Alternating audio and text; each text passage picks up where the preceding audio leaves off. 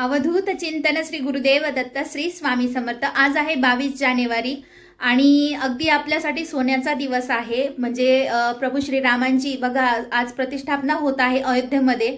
तर साक्षात ही मूर्ती स्थापना होत असताना, ही प्राणप्रतिष्ठा होत असताना आपण सुद्धा आपल्याकडे सगळं काही साजरा करायचं आहे। अगदी दिवाळी सारखा महोत्सव साजरा करायचा आहे। याचा व्हिडिओ आपल्या चॅनलवर ऑलरेडी अपलोड केलेला आहे।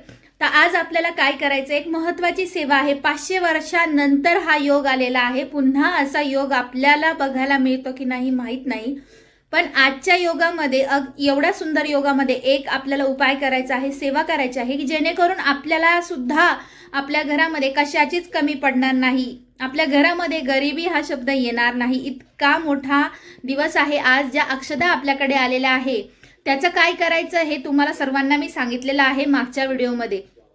आता जर अक्षदा आल्या नसतील तर काय करायचं, आणि प्रभू श्रीरामांची मूर्ती किंवा फोटो आपल्याकडे नसेल तर आपण काय करायला पाहिजे हे आजच्या व्हिडिओमध्ये तुम्हाला सांगणार आहे। आणि सर्वात महत्त्वाचं दीपदान, हा खूप मोठा सेवा आहे, ही खूप मोठी सेवा आहे, ही आपल्याला करायची आहे। आता ते कसं करायचं ते मी तुम्हाला सांगणार आहे। सर्वप्रथम आपल्याला अक्षदा मिळाल्या नसतील तर आपण काय करायचं, आपल्या घरातले जे तांदूळ आहे चांगल्या स्वरूपातले तांदूळ आपल्याला घ्यायचे आहे। अखंड, कुठेही त्याला खंड नसला पाहिजे असे न तुटलेले तांदूळ तुम्हाला घ्यायचे आहे। आणि त्याला थोडंसं तूप आणि हळद लावून पिवळे करून घ्या। पाणी आपल्याला लावायचं नाहीये, थोडंसं तूप आणि हळद लावायचं जेणेकरून त्याला कीड लागत नाही। आणि ठेवताना आपण आपल्या घरामध्ये या ज्या अक्षदा तयार केलेल्या आहेत आपल्याकडे मिळाल्या नाही म्हणून तुम्ही काळजी करू नका। आपल्याकडे अक्षदा आपण तयार करायच्या आहेत तूप आणि हळद लावून। आता या अक्षदा संपूर्णपणे रामाच्या मंदिरात वाहायच्या नाहीये, आपल्याला त्यातल्या थोड्या ठेवायच्या आहेत, त्याची पूजा करायची आणि थोड्याशा रामाच्या मंदिरात वाहायच्या आणि त्यानंतर लाल वस्त्रामध्ये बांधून आपल्या देव्हाऱ्यात किंवा तिजोरीत ठेवायच्या आहे। बघा आपल्याकडे जो पैसा येतो ना त्याचा व्याप खूप मोठ्या स्वरूपात वाढतो आणि ह्याचा प्रत्यक्षात अनुभव तुम्हाला नक्की येईल। तर असं करायचं आहे। आता प्रभू श्रीरामांची मूर्ती किंवा फोटो नसेल तर काय करायचं, आपल्या घरामध्ये बाळकृष्णाची मूर्ती असेल किंवा भगवान श्री विष्णूंचा फोटो असेल, नाही काही तर स्वामी समर्थ आपल्याकडे आहेत, त्यांच्यातच आपले श्रीराम बसलेले आहेत, त्यांची पूजा आपल्याला करायची आहे। आता ही सगळी पूजा माझी झालेली आहे, याचा व्हिडिओ नंतर तुमच्यासोबत नक्की शेअर करेल। पण आज तुम्हाला काय करायचं आहे, तुमच्याकडे अक्षदा नसतील तर काय करायचं सांगितलेलं आहे। त्याच्यामध्ये प्रभू श्री रामांची मूर्ती नसेल, फोटो नसेल तर काय करायचं, तर आपल्या घरात स्वामी आहेत त्यांना तुम्ही घेतलं तरीही चालेल, त्यांची पूजा केली तरीही चालेल। आता सर्वात महत्त्वाचं, संध्याकाळच्या वेळेस आपल्याला 5 दिवे लावायचे आहेत। ते कसे लावायचे आहेत, सर्वात पहिला दिवा आपल्याला आपल्या देवघरात लावायचा आहे। दुसरा दिवा उत्तरेकडे म्हणजे अयोध्येकडे तोंड करून लावायचा आहे। तिसरा दिवा तुळशीपाशी आपल्याला लावायचा आहे। चौथा दिवा आपल्याला जिथे पण आपलं राम मंदिर असेल आपल्या घराच्या आसपास त्या मंदिरात जाऊन तो दिवा तुम्हाला प्रज्वलित करायचा आहे।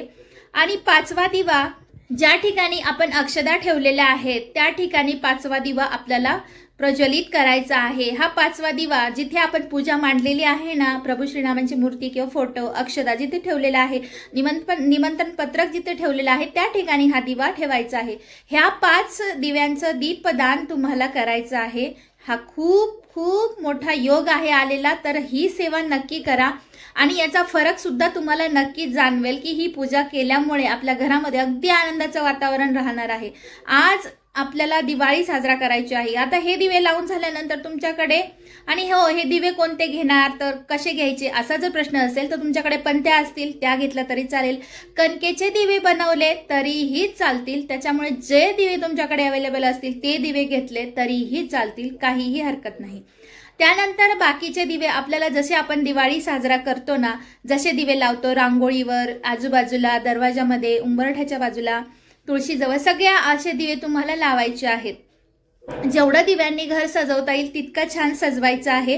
तर आजच्या दिवशी हा 500 वर्षानंतर आलेला योग हातातनं जाऊ देऊ नका, अगदी कळकळीची विनंती आहे, म्हणून लवकरात लवकर व्हिडिओ शेअर केलेला आहे। तर ही माहिती जास्तीत जास्त लोकांपर्यंत पोहोचवण्याचा तुम्ही प्रयत्न करा। व्हिडिओ नाही शेअर केला ना तरीही चालेल, पण तोंडी तरी माहिती सांगा। कोणाला माहित नसलं ना किंवा कुणाला काही अडचणी असतात, मग हे आमच्याकडे नाही तर काय करू, अक्षदा आमच्याकडे आल्या नाहीत, आमच्याकडे फोटो नाहीत असं बऱ्याच जणांचं म्हणणं असतं, तर त्यांच्यापर्यंत ही माहिती तुम्हाला पोहोचवायची आहे। सगळ्यांच्या नशिबात हा योग अतिशय सुंदर पद्धतीने साजरा झाला पाहिजे इतकीच विनंती आहे। व्हिडिओ आवडला असेल तर चॅनलला सबस्क्राईब करा। पुन्हा भेटूया नवीन व्हिडिओ सोबत, तोपर्यंत सर्वांना श्री स्वामी समर्थ।